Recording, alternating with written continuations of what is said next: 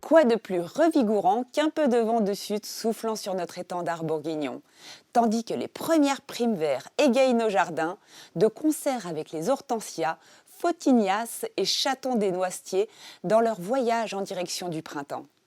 Bienvenue à toutes et à tous depuis notre studio de Bligny pour ce second journal de l'année dont voici le sommaire. Parole de Senior fête ses 10 ans à Pouilly. Hommage à M. Jacques Caillot, ancien maire de Chaudnay-le-Château. Le patois bourguignon a le vent en poupe à Chailly-sur-Armançon. La loi du plomb fait le bonheur des uns et chagrine les autres. TV Auxois est allé à leur rencontre. Enfin, immersion au sein du collège Jean Lacaille de Bligny pour un atelier de lecture chorale et théâtrale avant de conclure avec votre rubrique vue par vous et l'agenda. Parole de Senior est un journal atypique, créé par le Centre social de Pouilly en Auxois. Sa particularité ? Une distribution porte-à-porte chez nos aînés. Rédigé par des bénévoles, il aborde nombre de sujets. Jardinage, loisirs, cuisine, récits. TV Auxois s'est immiscé dans les coulisses de ce journal fort sympathique. Un reportage signé Patrick Verne. Vous êtes près de 1000 à le recevoir chez vous. Parole de Senior est né il y a 10 ans, porté par le centre social L'Agora et une poignée de bénévoles, avec un objectif majeur. Le premier objectif est directement lié à l'Agora et à ses propres objectifs. Nous sommes dans un territoire rural extrêmement étendu et il s'agissait de trouver le moyen de créer du lien, de rompre la solitude des personnes âgées, tout en leur permettant de s'exprimer sur leurs envies, etc.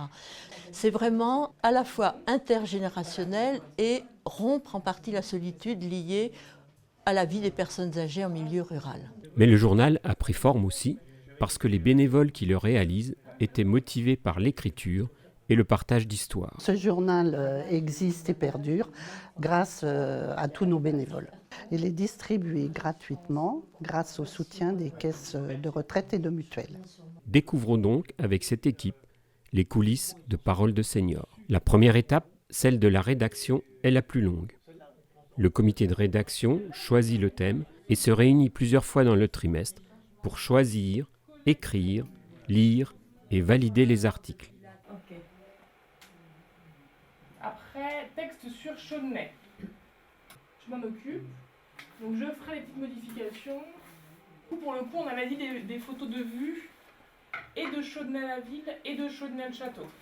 Dans un deuxième temps, la composition et l'impression sont confiées à une structure spécialisée externe, Extrême Graphique, grâce au soutien financier des partenaires institutionnels.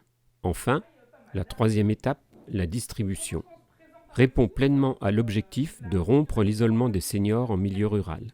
La préparation du portage est organisée dans un village de notre territoire lors d'une rencontre entre responsables du comité de rédaction et distributeurs volontaires attitrés, qui ainsi tissent un lien de solidarité et de confiance avec les lecteurs. Et maintenant, si l'aventure vous tente, que ce soit pour écrire, distribuer ou lire le magazine, contactez le centre social à l'adresse affichée. Et n'oubliez pas, pour recevoir Parole de Senior, il faut s'inscrire. C'est avec une grande tristesse que nous avons appris la disparition de Jacques Caillot, ancien maire de Chaudnay-le-Château et ancien directeur de l'école primaire de Bligny-sur-Ouche. Gérard Delalot a tenu à lui rendre hommage en allant à la rencontre de ceux et celles qui ont partagé des moments de vie avec cette belle personne de notre territoire. C'est avec une grande tristesse que nous avons appris, le samedi 7 février 2026, la disparition de Jacques Caillot, ancien maire du village de Chaudnay-le-Château, mais également ancien directeur de l'école primaire de Bligny-sur-Ouche. En retraite, il animait avec passion l'école-musée du village qu'il chérissait par-dessus tout. l'école d'autrefois puisque j'étais enseignant. Mais en même temps, Qui mieux qu'une ancienne élève et un de ses amis pouvait lui rendre hommage? J'ai eu la chance et le privilège de faire partie de ses élèves. Il était patient, pédagogue, exigeant, mais extrêmement juste. Je me suis beaucoup inspirée de lui pour ma vie de maman, mais aussi pour mon travail en tant qu'assistante maternelle et aujourd'hui coach parental. Je garde un souvenir de lui aussi amusant que je vais partager avec vous. À la fin du CM2, nous rendons tous nos livres. J'ai rendu le mien, mais je lui ai pris le sien. 37 ans plus tard, je prends rendez-vous pour une visite de l'ancienne école à Chaudnay-le-Château, guidée par Monsieur Caillot. Et je me présente à lui avec son livre d'histoire. Et je lui dis « Pardon maître, je vous rends votre livre, je vous l'ai pris en souvenir parce qu'il me fallait un souvenir de vous. » Et là, il me dit, en souriant, « Il était là ? Eh bien, merci de me le rendre, ma grande. Il restera à l'école de Chaudnay maintenant avec sa belle histoire. » Combien d'adultes marquent une personne en l'ayant eu juste 2 ans dans sa classe? Eh bien, c'est fort. Et c'est vous, Jacques Caillot. Voilà. Donc, un grand merci. Et puis, pour tout le restant de ma vie, vous resterez là. Merci. Cette école est ouverte pour les journées du patrimoine, mais vous pouvez la visiter toute l'année. Il suffit de me téléphoner. Ça a été un très bon copain que je connais depuis, on va dire, au moins 45 ans. On s'est connus, on jouait au foot ensemble. On n'était pas dans la même équipe parce que Jacques était meilleur joueur que moi, bien sûr. Au moment où le musée Papote s'est créé, il avait de très grandes compétences pour expliquer aux jeunes et moins jeunes qui venaient au musée. Oui, c'était un de nos meilleurs guides, hein, Jacques. On se comprenait très bien, on était des très très bons copains. Pendant, on va dire, une vingtaine d'années au musée, il a été très important en plein de choses. Non, Jacques, il savait se mettre dans toutes les situations, très à l'aise. C'était quelqu'un de très bien. Voilà, j'en garde un très bon souvenir. Il est parti rejoindre les hussards de la République, qu'il admirait par-dessus tout. C'est une langue d'oïl bien de chez nous, le bourguignon. Et pour les amoureux de ce patois aux accents chantants, les rébâcheries du Bochot leur avaient donné rendez-vous à Chailly-sur-Armançon, où Bernard le Parisien s'est empressé de se munir de son traducteur de poche pour aller à leur rencontre. Nouveau brainstorming pour les aficionados des langues bien de chez nous. Et ce n'est pas du farniente pour les participants qui ont un véritable challenge à tenir et n'ont pas attendu le week-end pour se faire un petit selfie entre amis du patois bourguignon. Bon, j'avoue, mon introduction est un peu zarbi. C'est pourquoi j'ai bravé la rabasse pour aller rendre visite aux amis des rébâcheries du Bochot à Chailly et en savoir un peu plus sur ce langage aux accents bien de chez nous, Vandiou. Le patois bourguignon a le vent en poupe et même Tintin s'y est mis. Le patois, c'est une langue locale et en France, on en dénombre pas moins de 75. Certaines sont même enseignées à l'école comme le basque, le corse, l'alsacien, le tahitien, le breton, l'occitan. En métropole, c'est l'alsacien qui arrive en premier. Mais si on compte nos outre-mer, la première langue régionale parlée en France est le créole. Le patois bourguignon, quant à lui, n'est parlé que par 5000 personnes, un chiffre qui ne demande qu'à grandir. TV Auxois a décidé de poser sa caméra dans le cercle des patoisans bourguignons. Quelle différence entre ta langue et le patois? Le patois, c'est un terme en général un peu péjoratif qui a été employé au 19e siècle et puis à la fin du début du 20e, parce que dans le temps, on disait « Oh ben, quelqu'un qui parlait sa langue régionale, beaucoup considéraient, surtout l'élite, tu vois, l'élite, considérait qu'il parlait mal le français. On a dit, oh ben non, mais les gens qui causent leur langue régionale, c'est parce que c'est du français déformé. Et donc, on utilisait le mot patois, c'est comme une patouille. Hein. Quand on a le suffixe pat, ça veut dire péjoratif, quoi. C'est une manière péjorative de dévaloriser une langue. Quand on était gamin, bien sûr, on nous disait « Oh ben, causez pas patois, hein, parce que vous réussirez pas dans la vie. » Alors, qu'est-ce qu'elle répond? Oh, ils ne sont pas mettre dans l'ordre. Le papier n'a pas trop bien fait. Hein. C'est son chaud. Il y a eu un chaud de mélange.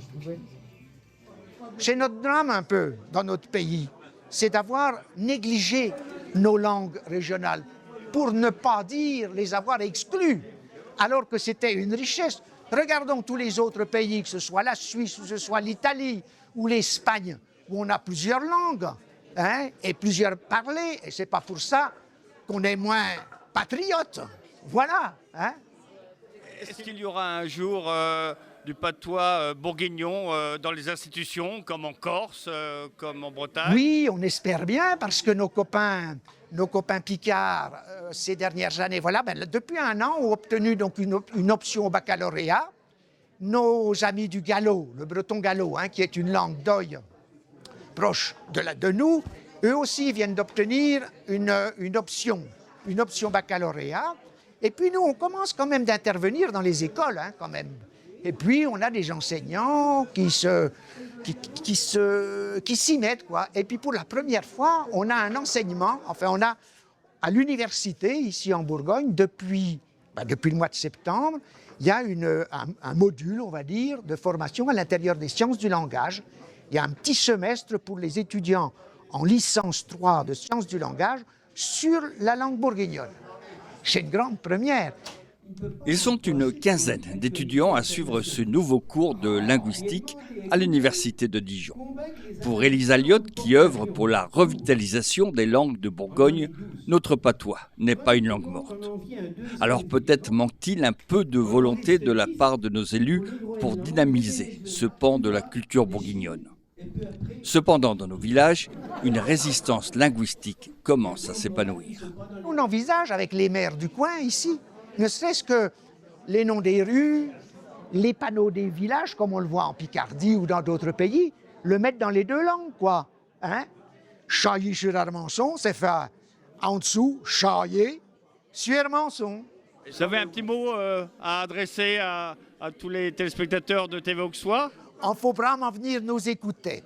Et puis même si vous ne pouvez pas venir et nos rébâcheries du Bochot, rendre vos empoches, de faire des lectures et peut causer de vous séquer de vos voisins, dans votre famille. Peut-être que vous songez, oh ben chez nous, plus personne ne cause pas toi. Eh bien, c'est pas vrai. C'est parce que vous n'avez pas essayé de causer.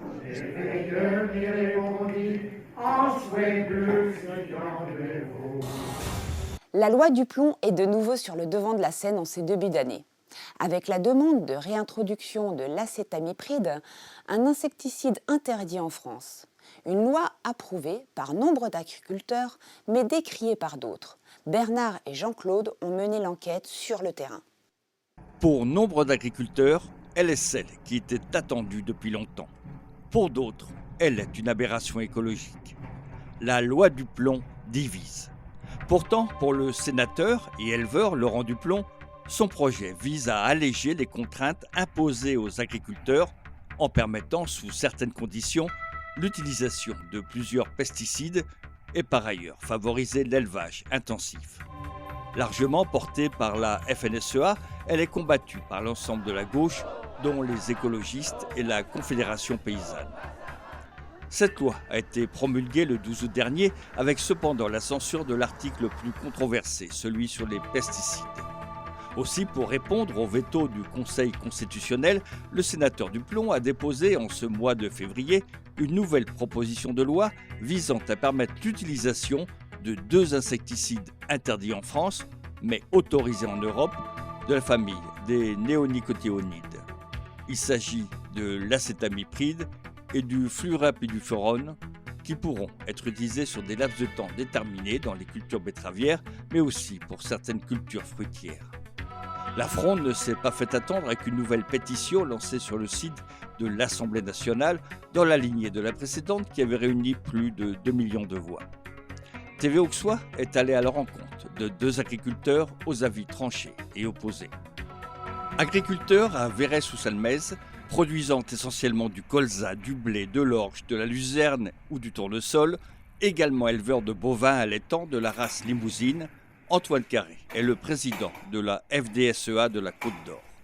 Accompagné par les jeunes agriculteurs, il participait le 14 août dernier à une opération coup de poing dans des supermarchés afin de rechercher des produits contenant de l'acétamipride vendus aux particuliers, alors que son utilisation est interdite aux agriculteurs français depuis 2018. Nous sommes sur le front avec cette fameuse loi du plomb qui fait beaucoup de buzz médiatique. Là, l'idée, c'était en fait de faire une communication grand public et surtout de dévoiler un petit peu l'incohérence qu'il y a avec la suppression, la non-réhomologation de la molécule acétamipride. C'est une molécule qui n'est pas utilisée en Côte d'Or ou très peu, puisque nous ne sommes pas producteurs de betteraves ni de noisettes.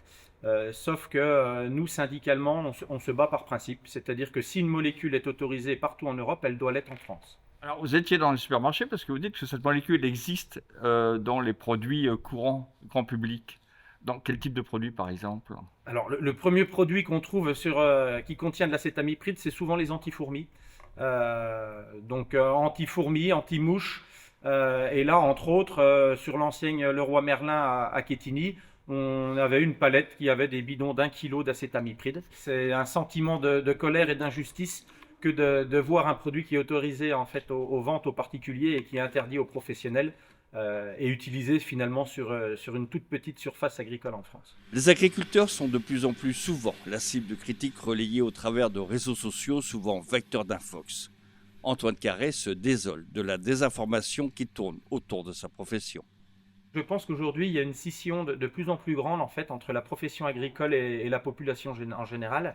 Avant, tout le monde était agriculteur ou avait au moins des parents ou grands-parents agriculteurs. C'est de moins en moins le cas. Il y a de moins en moins d'exploitations en France. Et je pense qu'il y a plus de méconnaissance sur la pratique et l'usage des produits dans le métier. Un autre gros changement que je pourrais expliquer aussi, c'est l'apparition des réseaux sociaux, où tout le monde voit de l'information ou de la désinformation, et surtout tout le monde a un avis sur tout. Vous pensez que la loi du plomb peut aider à être concurrentielle dans cette Europe? Oui, alors la loi du plomb, en fait, elle nous permet de nous redonner un petit peu de liberté de produire. La base de la loi du plomb, finalement, c'était moins de normes, une simplification administrative. Et c'est vrai qu'aujourd'hui, voilà, ne serait-ce qu'entretenir un cours d'eau, curer un fossé, les agriculteurs sont souvent terrorisés. Avec une Office française de la biodiversité, OFB, qui est quand même qui exerce une pression en fait aux agriculteurs de façon assez punitive. Gilles Morel est l'un des 2 exploitants bio de Thoisy-le-Désert. Éleveur de moutons et bovins, il possède 125 hectares de terre conduite en bio depuis 1999. Il a signé la pétition contre la loi du plomb. Depuis 1999, il n'y a pas eu un produit chimique de mis sur les surfaces, ni rien. Et depuis une dizaine d'années, il n'y a même plus du tout de produits chimiques sur les animaux. Et les animaux se portent aussi bien que... Regardez regardez. Voilà.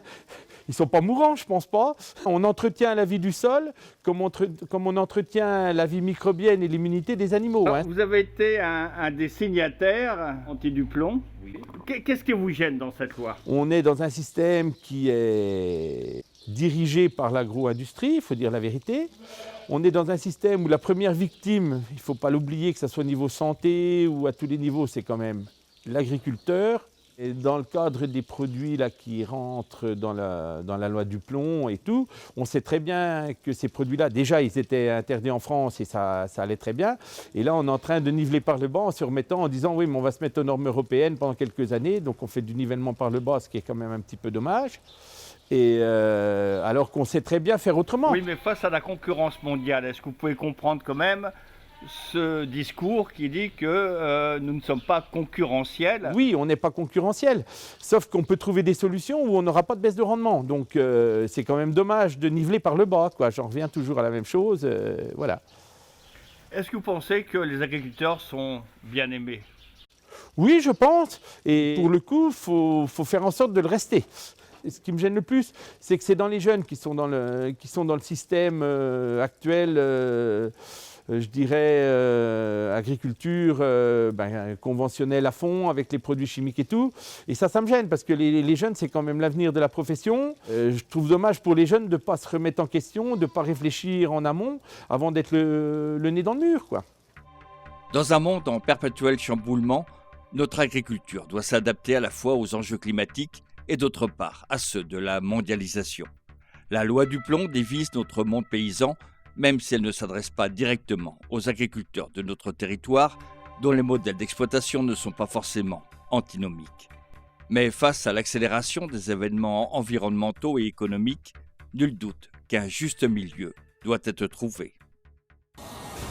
Lorsque des élèves de 6e du collège de Bligny-sur-Ouche rencontrent un auteur-compositeur, cela donne un spectacle insolite mêlant chorale et théâtre.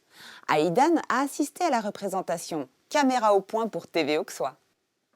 Dans le cadre d'un projet mené par les professeurs de français et de documentation, le collège de Bligny a accueilli Paul Ivoire, auteur de livres pour jeunesse, pour mener un projet de lecture chorale et théâtrale.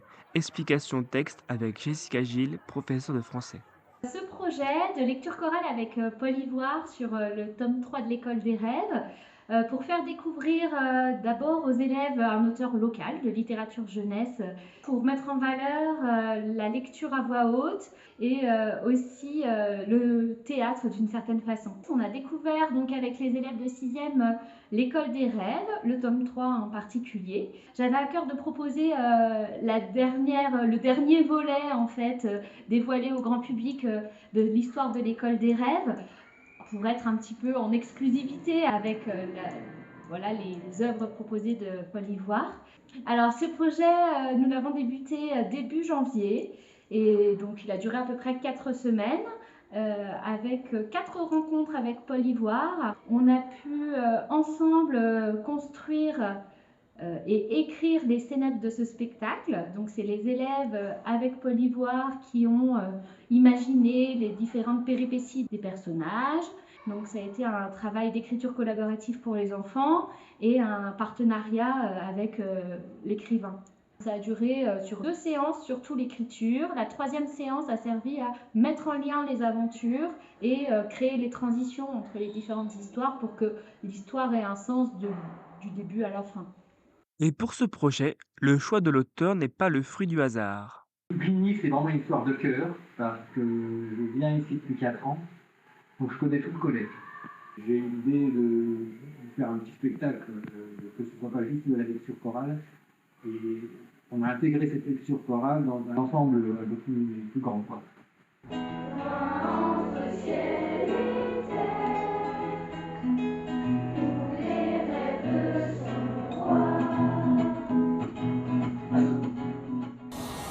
Nous terminerons ce 131e journal par votre rubrique « Vue par vous » et l'agenda du mois de mars. TV Auxois couvre l'actualité des sources de l'Ouche, aux terres de l'Auxois et parfois au-delà. Et nous avons besoin de vous. Rejoignez-nous pour un jour ou pour toujours. Novices ou professionnels de l'image, âgés de 7 à 107 ans, vous deviendrez nos nouveaux reporters. Une seule adresse pour nous contacter et à bientôt pour partager ensemble de nouvelles aventures.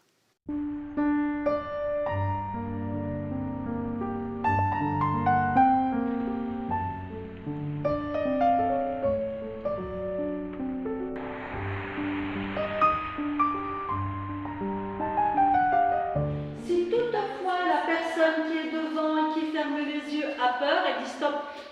Ça veut dire qu'elle n'a pas confiance en la personne qui est derrière. Ça veut dire que la personne qui est derrière ne le fait pas suffisamment bien. Donc là, vous avez 30 secondes pour vous mettre en mode chorale. Top! En silence, on se concentre.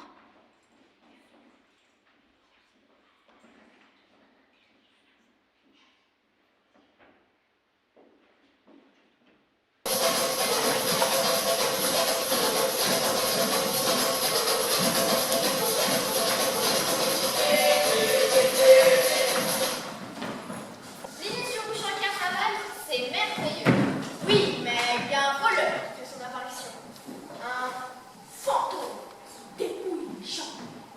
Nous sommes dépassés. Chaque jour, quelqu'un se plaint. On a posté des policiers déguisés, mais le fantôme leur échappe comme par magie. Au voleur! Au voleur! Marguerite et Émilie se précipitent. Elles mettent chacune la main sur l'épaule du fantôme et lui disent « Tu es fait! On t'arrête !» Agatha, Hercule et Lucien arrivent au triomphant pour confondre le voleur. Enlevez-lui son déguisement. Madame la belle, mais qu'est-ce que vous faites là? Je fais comme tout le monde. Je me déguise et je défile pour carnaval. Oh, bah c'est pas vrai que t'es devant ton foutu ordinateur, mon zizi. Arrête de m'appeler mon zizi. Et tu peux pas m'appeler Isidore comme tout le monde. Mon zizi. Mais qu'est-ce que c'est con comme surnom? Oh, moi ça me plaît, c'est affectueux, mon zizi. C'est pas commun. Ça change mon bébé, mon cœur, mon amour, mon chéri. Ouais. Sauf que quand on se promène dans la rue, j'ai vraiment l'air d'un con quand tu m'appelles. T'es où mon zizi? Viens voir mon zizi. Moi j'en ai marre d'être tout le temps dans le noir avec la lampe frontale. Oh, déjà que t'as vendu la télé, la voiture, les portables, mon sèche-cheveux, la machine à laver, la cafetière électrique, Tout ça, ça consomme. Et c'est pas indispensable. On s'en passe très bien, non? Mais qu'est-ce qui t'arrive? Mais t'as vu comme t'es fagoté? Oh putain, les cheveux. Mais enfin, toi qui étais si coquette. Ah ben, permets-moi de te dire, ma pauvre fille, c'est que tu ne ressembles à rien. La police, c'est un ramassis d'alcooliques et de pistonnés. Et il fallait travailler à l'école, jeune homme, si vous ne voulez pas faire ce métier-là. Alors vous, fermez-la. C'est la fin du voyage. Allez. Venez tous. On peut savoir ce qui se passe ici. On va tout vous expliquer. C'était derrière la porte, j'ai tout entendu. Bon, eh ben moi je vais vous laisser en famille. Hein, et il va falloir faire du tri dans vos bonbons, je crois. Hein.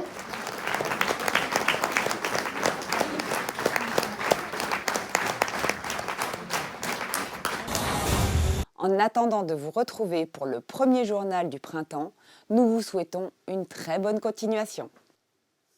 En France, une personne sur 10 est concernée par une maladie rénale et souvent, elle l'ignore. Diabète, hypertension, surpoids, âge, certains facteurs augmentent le risque. Un dépistage précoce vous donne la capacité d'agir et de protéger vos reins. Pendant la Semaine nationale du rein, du 7 au 14 mars, informez-vous et faites-vous dépister gratuitement. Un événement France Rein. Pour en savoir plus, francerein.org. Protégeons nos reins, c'est vital. Parlez-en à votre médecin.